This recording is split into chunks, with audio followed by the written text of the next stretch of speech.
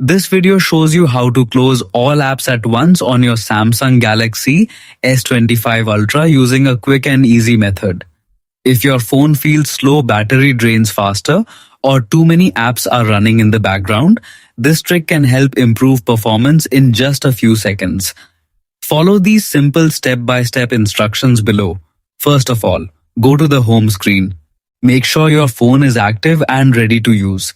Next, swipe up gently from the bottom center of the screen and pause for about half a second. This will open the recent apps screen where all currently running apps appear in card view. If you use navigation buttons instead of gestures, simply tap the recent apps button located at the bottom of the screen.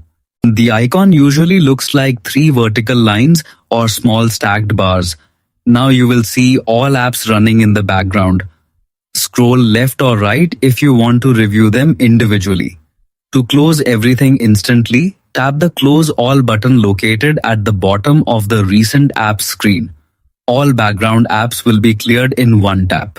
This helps free up memory, improve phone speed, reduce lag, and keep your Samsung Galaxy S25 Ultra running smoothly every day.